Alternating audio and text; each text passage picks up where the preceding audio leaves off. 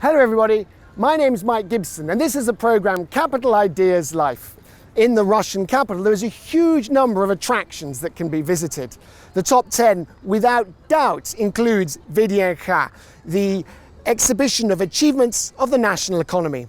What is this place? What is its history? And what can we discover here? Today we'll tell you all about it in our program. On the program today, the history of the Exhibition of Economic Achievements, or VDNKh. We'll talk about its history, its creation, and the challenges after the collapse of the Soviet Union, the modernization of VDNKh, and its transformation into a multifunctional area with parks, museums, and modern infrastructure.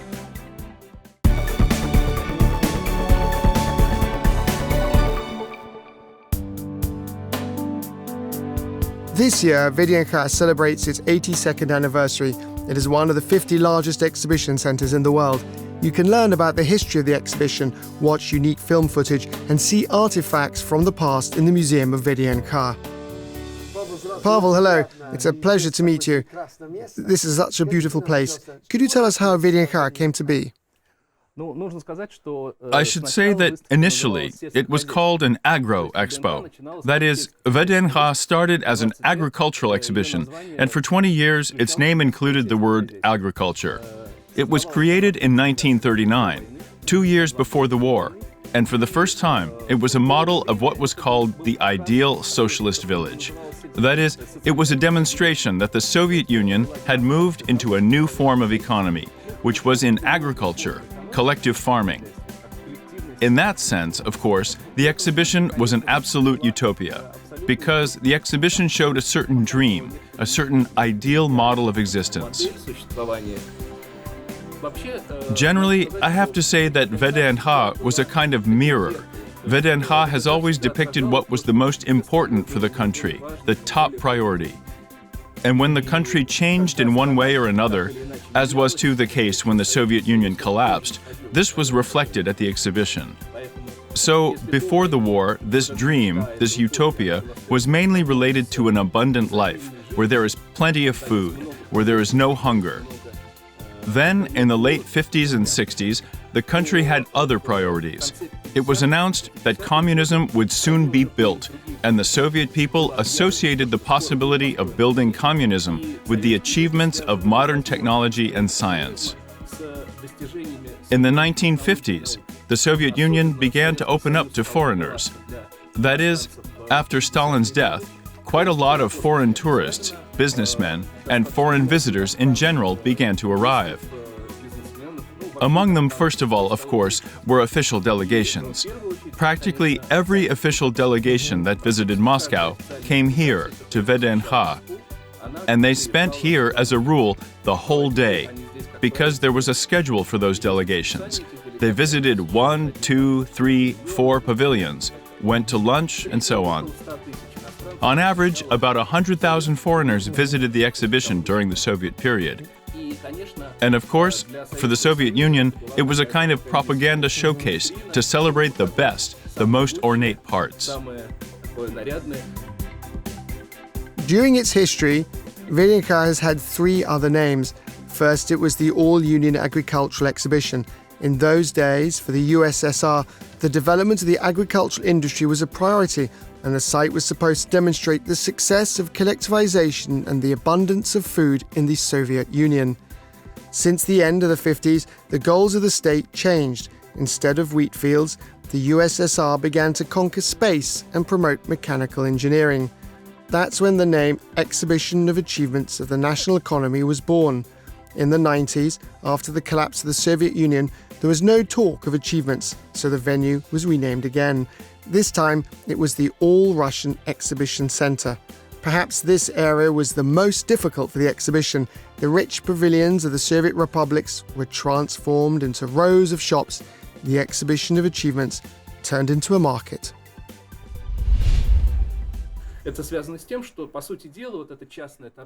is due to the reality that, in fact, this private trade was the only area of the economy that was developing at all, and there was a huge need for space and room.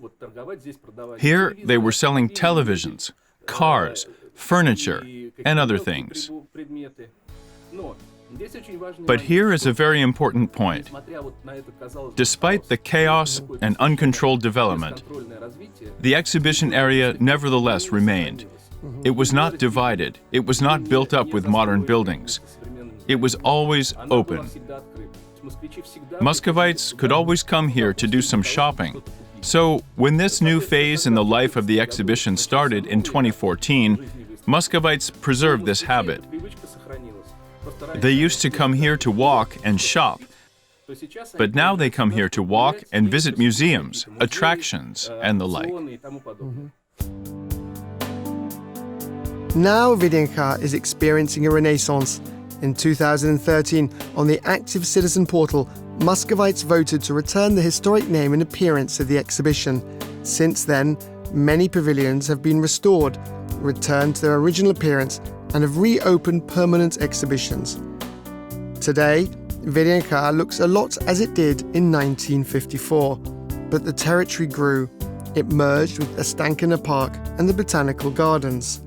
The Moscow's government's priority program to improve public areas and parks has returned to the capital's residents and guests a treasured leisure area.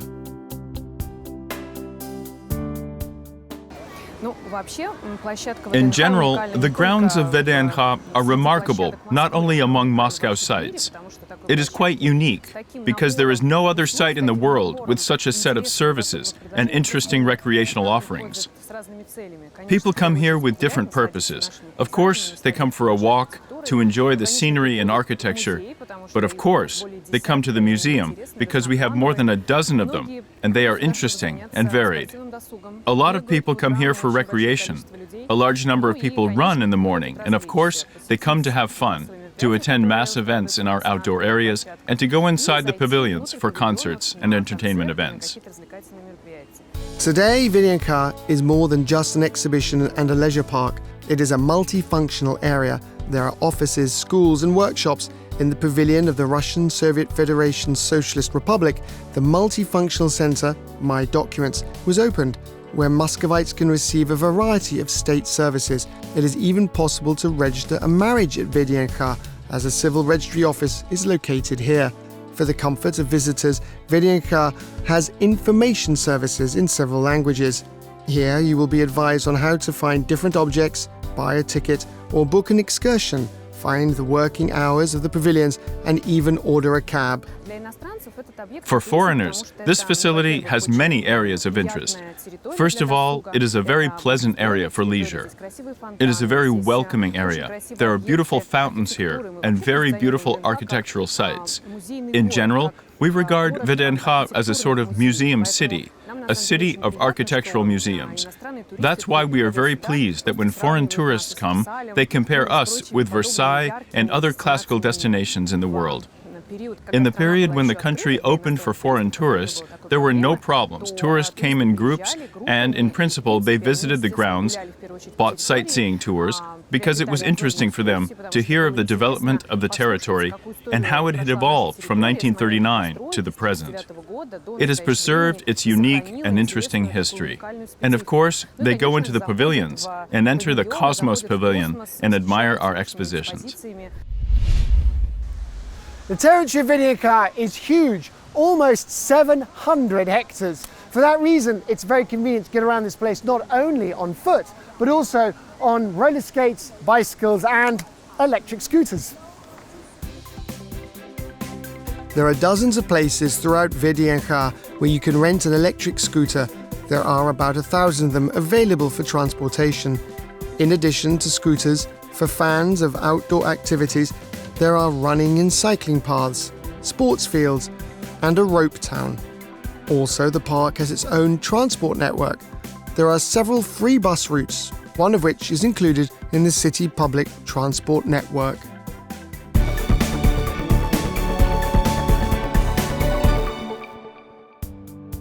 It is impossible to walk around the entire territory of VDNKh in a day, so there are 7 main thematic routes for tourists. For foreigners, excursions are provided in 5 languages. In addition to Russian, they are offered in English, Chinese, Spanish, and French. Signboards are installed around the park with basic information in Russian, English and Chinese. For those who are at VDNKh for the first time, it is recommended to start with a sightseeing tour. To get acquainted with the exhibition, we met with Elena Krikunova, a senior guide tour of the Slavonic Literature Center Slova at one of the landmarks of VDNKh. Liana, hi! Great to meet. Greetings. Very nice to meet you. Please tell us about this very interesting statue. Actually, it's a sculpture called Tractor Driver and Collective Farmer, which has been a symbol of the exhibition since it opened on August 1st, 1939. And now I would like to invite you to take a walk down our central avenue, down to the main pavilion, Wonderful. to the monument to Vladimir Lenin. Its height is huge, Very interesting. 32 meters, or 105 feet.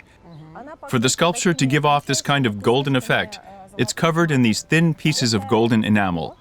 It's glass with metallic foil inside of it. So it's like a mosaic. A mosaic, that's right. The territory of VDNKh is divided into 7 thematic zones where anyone can find something they are interested in. We walk along the main avenue that leads us to the central pavilion of VDNKh.